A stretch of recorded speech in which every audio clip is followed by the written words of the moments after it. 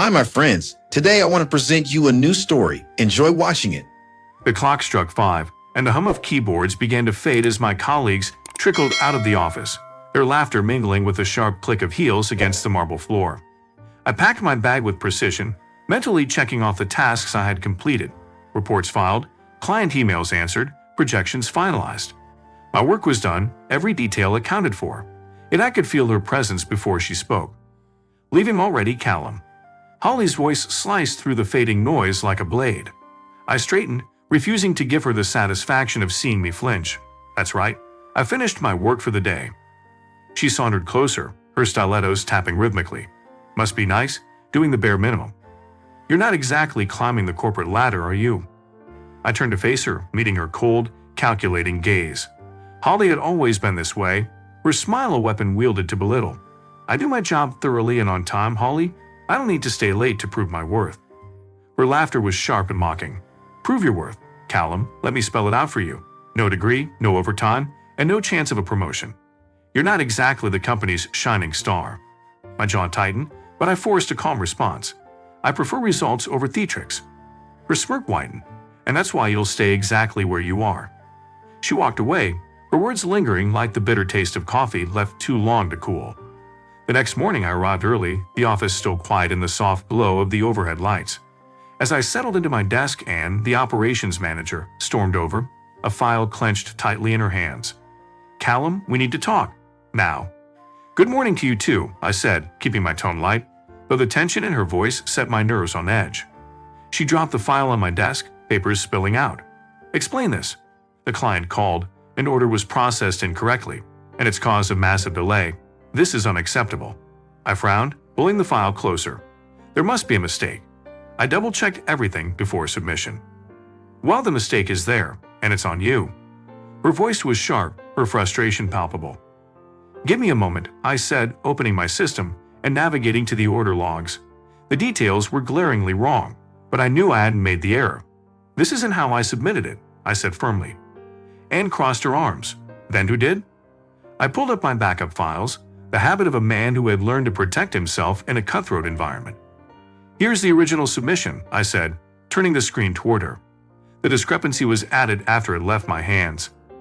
Anne leaned in, her brow furrowed. "If this is true, someone tampered with it. That's a serious accusation, Callum." "I know," I replied, my voice steady, "but I'm not letting this fall on me." The rest of the day passed at a blur, my focus split between work and investigating the logs. When I finally uncovered the access records, my stomach sank. Holly's credentials had been used to log into my workstation at a time I wasn't even in the building.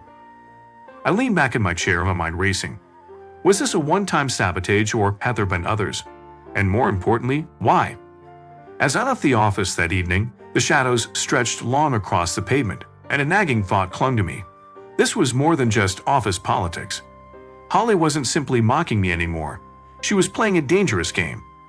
The office buzzed with the usual morning chaos, phones ringing, printers humming, and snippets of conversation weaving through the air. I sat at my desk, reviewing my findings from the day before. The evidence against Holly was undeniable. Access logs pinpointing her intrusion, timestamps that didn't align with my presence, and backup files proving the order had been altered. I knew confronting her directly would be futile. Holly thrived on control, and giving her a chance to manipulate the situation would only deepen my trouble. Instead, I printed out everything, compiling a small folder of damning proof. "Anne," I called as she passed my desk. She stopped, her brow furrowed. "What is it now, Callum?" I'm swamped. "This will only take a minute." I handed her the folder. I traced the error. Someone tampered with the order after I submitted it. Anne opened the folder and scanned the pages. Her eyes narrowed as she reached the access logs. "Holly's credentials?" she muttered. I nodded. "It's all there. She logged in after hours and altered the data. I need this escalated." Anne closed the folder with a snap. "I'll look into it," she said curtly before walking away, her heels clicking sharply against the floor. The day dragged on, tension simmering beneath the surface. Holly, as usual, was perched at her desk, her demeanor infuriatingly casual. I avoided her, focusing instead on preparing for the inevitable confrontation. By afternoon, Anne called me into her office. The blinds were drawn and the air felt heavy. She gestured for me to sit and pushed the folder back toward me. I reviewed everything, she began. But without additional evidence, this won't hold up. Holly will deny it, and it'll be your word against hers. Frustration coiled in my chest. And the logs don't lie. Are you seriously going to let this slide? Her expression hardened.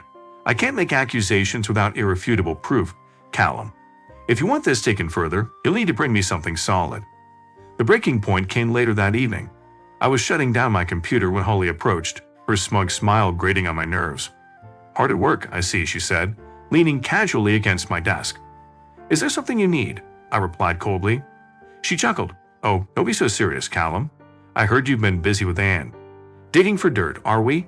I stood the folder of evidence clutched tightly in my hand. You think this is a game, Holly? Sabotaging me, manipulating orders. What's your endgame? Her smile faltered for a split second before returning, sharper than before. Careful, Callum. Accusations like that can get you into trouble. Not as much trouble as altering company data will get you, I shot back. Her eyes darkened, and for a moment I saw the mask slip. Watch your step, she hissed before walking away. I exhaled shakily, the weight of her threat hanging in the air. The conference room buzzed with the hum of low conversations as executives and shareholders filtered in. The quarterly meeting was a routine affair, but the tension in the air was palpable, at least for me. I sat at the end of the table, my folder of evidence tucked neatly into my briefcase. Today wasn't just about reports or projections. It was about reclaiming my dignity and exposing the truth. Holly strolled in with her signature confidence, exchanging pleasantries and flashing her carefully crafted smile.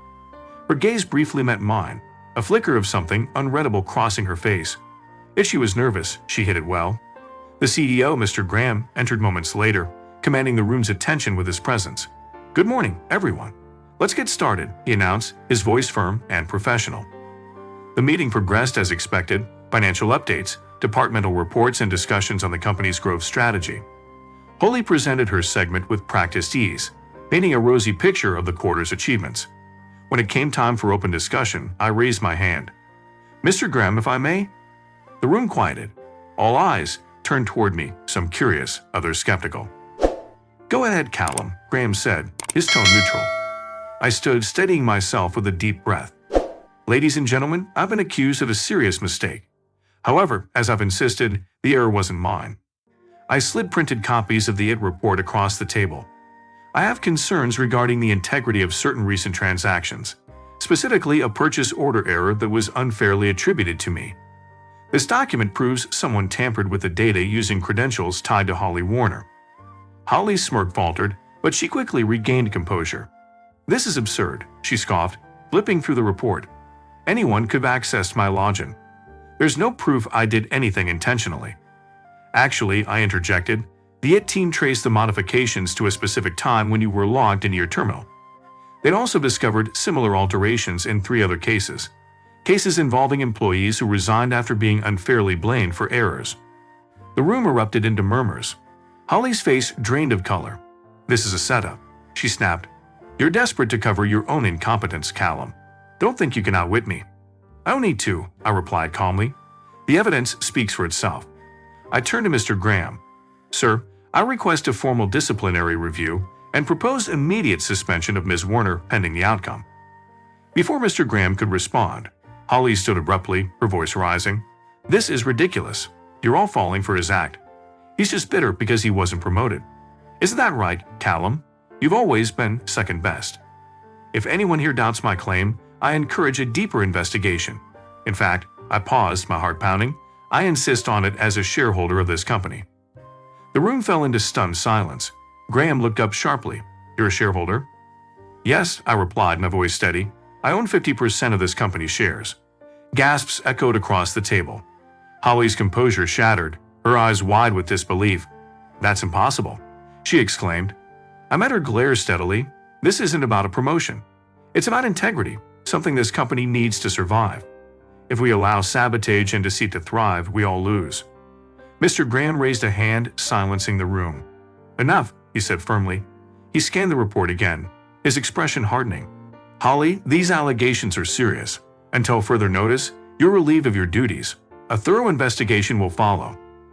Holly's defiance crumbled, replaced by stunned silence. As security escorted her out, I exhaled, the weight of weeks of tension lifting slightly. But I knew this wasn't the end. Holly's actions were just the tip of the iceberg, and the fallout could either secure my place or shatter everything. The boardroom was unnervingly quiet.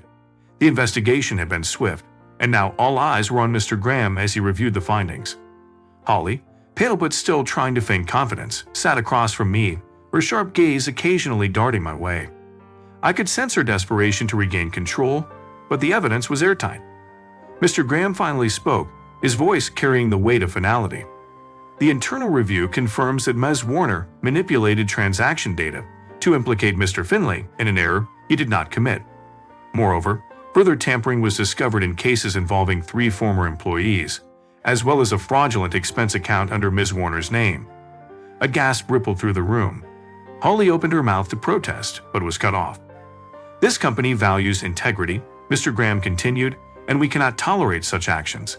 Effective immediately, Ms. Warner, you are terminated. Legal proceedings will follow. Holly's mask cracked. This is a setup, she shrieked, slamming her hands on the table. He's been planning this all along. I leaned forward, my voice calm but sharp. Planning this? Holly, if I'd planned anything, it would have been to avoid the humiliation and sabotage you orchestrated. Her expression twisted, but before she could retort, security entered to escort her out. You'll regret this, she spat as she was led away, her voice echoing down the corridor. The tension in the room dissolved, replaced by quiet murmurs. Mr. Graham turned to me. Mr. Finlay, on behalf of the company, I offer my sincerest apologies for what you've endured. Your contributions to our success are invaluable, and your integrity throughout this ordeal is commendable. Thank you, I replied, though my mind was racing. As the meeting concluded, I returned to my office, expecting relief to set in. Instead, a strange unease lingered. Something didn't feel right.